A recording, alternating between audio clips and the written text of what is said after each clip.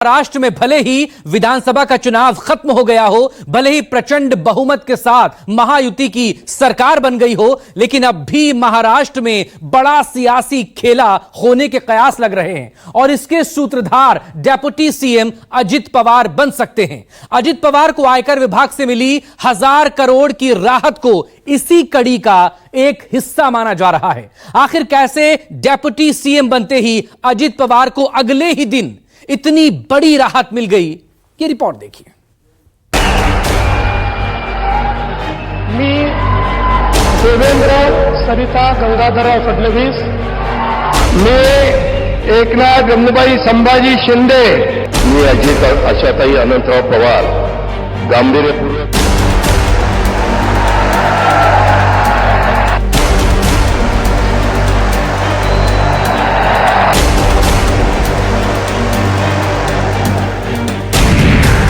पांच को deputy CM का शपथ, 6 को 1000 करोड़ की राहत।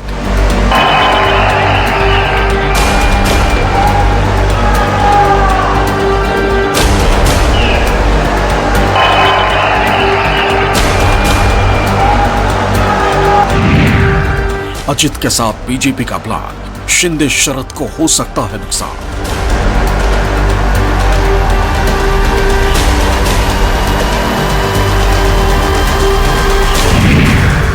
महाराष्ट्र में पवार का पावर, बीजेपी ने इसलिए किया हायर।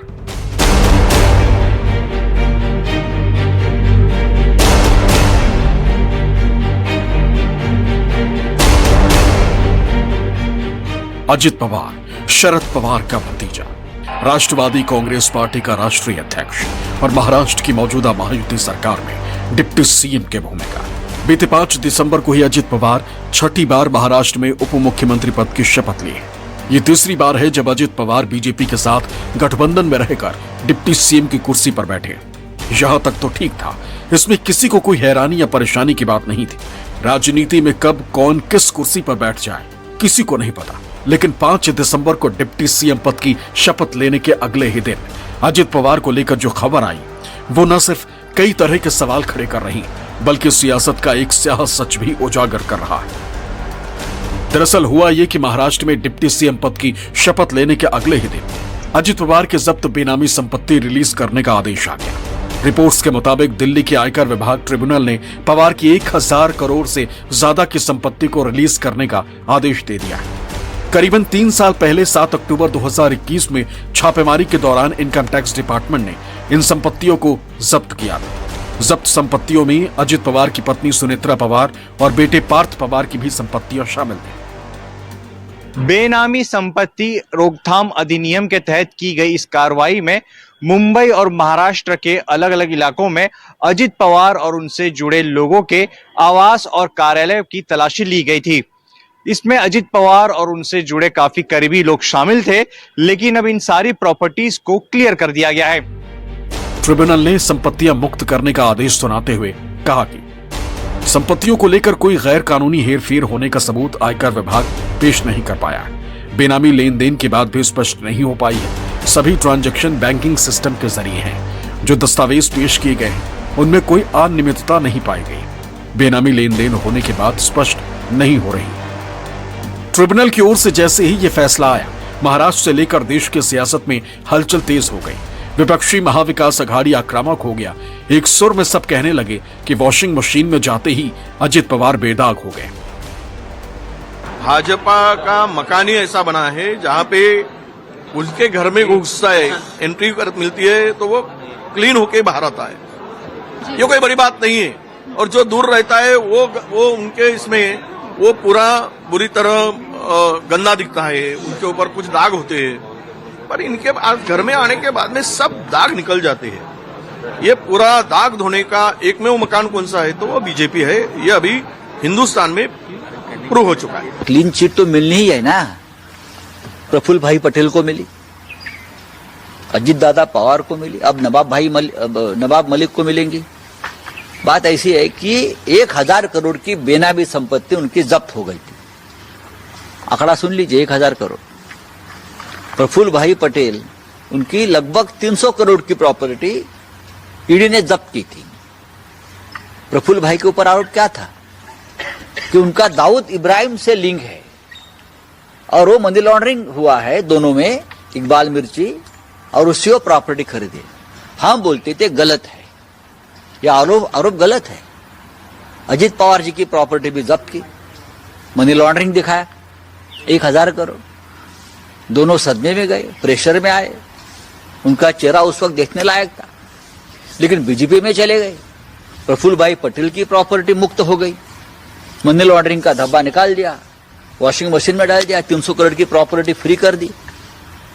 अजीत दादा पवार कल शपथ ली बीजेपी के साथ मोदी जी के उपस्थिति में। जिस मोदी जी ने अजीत दादा पवार के ऊपर 70,000 करोड़ घोटाले का आरोप किया था, सिंचन घोटाला, और उसी पैसे से ये प्रॉपर्टी लिया, ऐसा आरोप था उनके ऊपर। अब 2 या 3 दिन में ईडी, इनकम टैक्स ने उनकी प्रॉपर्टी क्लियर कर दी। बीजेपी में आइए, हमसे हाथ मिलाइए और जो काला धन है सफेद करिए। महाराष्ट्र के डिप्टी सीएम पद की शपथ लेने के दूसरे ही दिन दिल्ली के आयकर विभाग ट्रिब्यूनल ने अजित पवार जी की 1000 करोड़ रुपए से ज्यादा की संपत्ति को रिलीज कर दिया है। इसकी वजह से महाराष्ट्र की जनता के मन में संदेह निर्माण हुआ है कि क्या स्वायत्त होने के बावजूद केंद्रीय जांच एजेंसियां केंद्र सरकार के इशारे पर काम करती है। इसीलिए केंद्र सरकार ने महाराष्ट्र की जनता को इस विषय पर स्पष्टीकरण देना चाहिए, यह हमारी मांग है। विपक्षी महाविकास अघाड़ी के दलों की ओर से सवाल उठाए जाने पर सत्ताधारी महायुति की पार्टियां भी अपने नेता के बचाव में उतर आई। सेंट्रल की एजेंसियां किस तरीके से काम करती है, उनकी कार्यप्रणाली को समझना बेहद जरूरी है। अगर सरकार में होते हुए या पद की शपथ लेते हुए ही क्लीन चिट देनी थी तो ये 2.5 साल पहले ही आ जाती है, ऐसा मुझे लगता है। तो जो लोग ये आरोप लगा रहे हैं कि डिप्टी सीएम पद की शपथ लेने के बाद ट्रिब्यूनल ने आदरणीय अजीत दादा पवार की संपत्ति का सील खोल दिया है, तो मुझे ऐसा लगता है कि उनको ट्रिब्यूनल की कार्यपद्धति के बारे में जानना बेहद जरूरी है। मुझे ऐसा लगता है कि उनकी अपनी अलग से कार्यप्रणाली होती है और उसके तहत तहकीकात के बाद और पूरी कानूनन प्रक्रिया के बाद ये हुआ है। अजित दादा के कंपनी और संपत्ति पे जो कार्रवाई इनकम टैक्स डिपार्टमेंट ने की है, उस पर अजित दादा की जो लीगल टीम है उन्होंने अपील किया है, और अपील में जो इनकम टैक्स का ऑर्डर आया है वो उनके फेवर में आया है, और इसीलिए अजित दादा पवार को क्लीन चिट मिली है। न सिर्फ सहयोगी दलों के नेता बल्कि खुद अजित पवार भी अपने ऊपर उठाए जा रहे सवालों के जवाब देते नजर आए। मैं भाजपा के साथ कब गया हूँ बोलना। 1.5 साल हो गए, तो 1.5 साल क्या हुआ? कुछ भी अगर उन्होंने जो भी एलिगेशन किया वो सच्ची, उसमें सच मानना पड़ेगा, ऐसा नहीं है। हर एक को अपील करने का अधिकार है और उन्होंने डिसीजन दिया है। दरअसल अजित पवार को दिल्ली में बेनामी संपत्ति लेन देन अपीलीय ट्रिब्यूनल ने राहत दी। ट्रिब्यूनल ने उनके और उनके परिवार के खिलाफ बेनामी संपत्ति के स्वामित्व के आरोपों को खारिज कर दिया। रिपोर्ट्स के मुताबिक ट्रिब्यूनल अपना रुख पहले ही स्पष्ट कर चुका था, लेकिन 5 नवंबर 2024 को इनकम टैक्स डिपार्टमेंट ने फिर से याचिका लगाकर पुनर्विचार की अपील की थी, जिसे ट्रिब्यूनल कोर्ट ने खारिज कर दिया। मीडिया रिपोर्ट्स के मुताबिक सभी संपत्तियां सीधे अजित पवार के नाम पर रजिस्टर्ड नहीं थी। जानकारी के मुताबिक अजित पवार की जो संपत्तियां जब्त की गई थी उनमें 400 करोड़ से ज्यादा मार्केट वैल्यू की चरंदेश्वर शुगर फैक्ट्री, साउथ दिल्ली में स्थित 20 करोड़ रुपए का फ्लैट, बेटे पार्थ पवार का निर्मल ऑफिस जिसकी कीमत 25 करोड़ रुपए आंकी गई है, गोवा में 250 करोड़ रुपए का निलय रिजॉर्ट। इसके अलावा पुणे और मुंबई समेत महाराष्ट्र की 27 अलग अलग जगहों की जमीन शामिल थी। ये सारी संपत्तियां अब रिलीज कर दी गई। अब इसे संयोग कहीं या फिर कुछ और, हकीकत तो यही है कि महाराष्ट्र में प्रचंड बहुमत के साथ सरकार बनाते ही डिप्टी सीएम अजित पवार को मानो एक रिवॉर्ड दे दिया गया है। अब इसके पीछे की सियासत क्या है वो भी जान लीजिए। जो टाइमिंग है वो बहुत बड़ी इंपॉर्टेंट है। 5 दिसंबर को अजीत पवार उप मुख्यमंत्री पद की शपथ लेते हैं और उसके एक दिन के बाद ही उनको ट्रिब्यूनल राहत दे देता है और उनको 1000 करोड़ की संपत्ति उनके जो बेटे हैं पार्थ पवार, सुनेत्रा पवार जो उनकी पत्नी है, उनको वापस लौटाने का आदेश जारी करता है। अब इसके सियासी मायने तो निश्चित तौर पर महाराष्ट्र की राजनीति में लंबे समय तक रहेंगे, क्योंकि अजीत पवार जितने कॉन्फिडेंट नजर आ रहे थे इस सरकार बनने के पहले और शपथ लेने को लेकर, जो उन्होंने कहा था कि मैं शपथ लेने के लिए तैयार हूं भले एकनाथ शिंदे तैयार नहीं है, तो ये एक कॉन्फिडेंस उनका दर्शा रहा था। उनको पता था कि क्या क्या उनकी जो कमियां हैं या क्या क्या उनके बारे में जो जांच इंक्वायरी है उस पर उनको लाभ मिल सकता है अगर वो बीजेपी की 132 सीटों वाली इस सरकार को अपना समर्थन देते हैं अंदर रहकर। हालांकि एक वक्त ऐसा भी था जब खुद प्रधानमंत्री नरेंद्र मोदी और महाराष्ट्र के मौजूदा मुख्यमंत्री देवेंद्र फडणवीस एनसीपी और अजित पवार को सबसे बड़ा भ्रष्टाचारी बताते थे। घोटाळ्यामध्ये अजितदादांची अवस्था आम्ही काय करणार? आमचे नाथाभाऊ खडसेंच्या भाषेत सांगायचं झालं तर आमचं सरकार आल्यानंतर अजितदादा चक्की पिसिंग पिसिंग पिसिंग एंड पिसिंग। अगर मैं एनसीपी की बात करूं तो एनसीपी पर भी करीब करीब 70,000 करोड़ रुपए के घोटालों का आरोप है। महाराष्ट्र स्टेट कोऑपरेटिव बैंक घोटाला, महाराष्ट्र सिंचाई घोटाला, अवैध खनन घोटाला, इनकी लिस्ट भी बहुत लंबी है। बहरहाल एनसीपी और अजित पवार के उन घोटालों पर अब ना तो बीजेपी कुछ कहती है और ना ही उनके नेता, इसलिए तो कहा जाता है कि सत्ता के जंग में सब जायज है। अब ऐसे में बड़ा सवाल यह भी उठता है कि आखिर अजित पवार पर बीजेपी इतनी मेहरबान क्यों है? आखिर अजित पवार के जरिए बीजेपी अपना कौन सा सियासी स्ट्रोक चलने की तैयारी में है? रिपोर्ट देखिए। बात ज्यादा पुरानी नहीं, अभी बीते 23 नवंबर को ही महाराष्ट्र विधानसभा चुनाव का रिजल्ट आया था, जिसमें बीजेपी एकनाथ शिंदे की शिवसेना और अजित पवार की एनसीपी के गठबंधन वाली महायुति को अकल्पनीय जीत मिली थी। रिजल्ट के अगले ही दिन एनसीपी और शिवसेना ने अपने अपने विधायकों की बैठक बुलाकर एनसीपी ने अजित पवार को तो वहीं शिवसेना ने एकनाथ शिंदे को अपना नेता चुन लिया। विधायक दल का नेता चुने जाने के फौरन बाद ही अजित पवार ने मुख्यमंत्री पद के लिए बीजेपी के सीएम को अपना समर्थन दे दिया, लेकिन एकनाथ शिंदे को यह फैसला करने में 4 दिन लग गए। इतना नहीं, अजित पवार ने खुद को डिप्टी सीएम के तौर पर सरकार में शामिल होने का भी क्लियरेंस रिजल्ट के अगले ही दिन दे दिया था, लेकिन एकनाथ शिंदे खुद सरकार में शामिल होंगे या नहीं, इस बात की पुष्टि शपथ ग्रहण से महज कुछ घंटे पहले की थी। इस दौरान एकनाथ शिंदे तमाम सियासी दांवपेच आजमाते रहे। पहले तो खुद को सीएम बनाने की मांग कर रहे थे, लेकिन बीजेपी जब इस पर नहीं मानी तो वो अपने लिए होम मिनिस्ट्री समेत कई बड़े मंत्रालय की डिमांड पर अड़ गए। हालांकि देवेंद्र फडणवीस के काफी मन मनोबल के बाद एकनाथ शिंदे मान गए और सरकार में डिप्टी सीएम बन गए।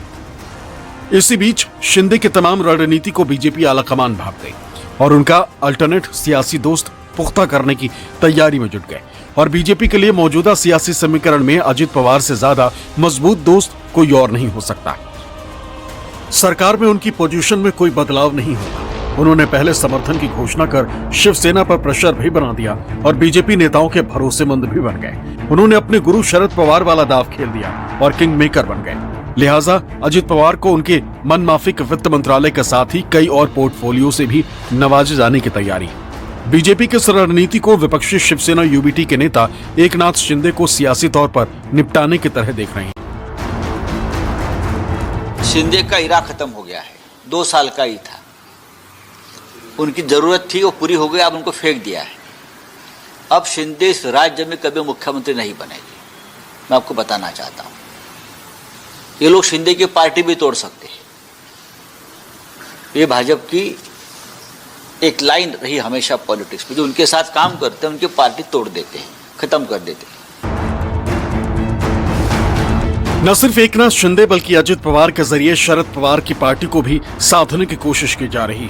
सूत्रों के मुताबिक अजित पवार एक बार फिर से अपने चाचा शरद पवार की पार्टी को तोड़ सकते हैं।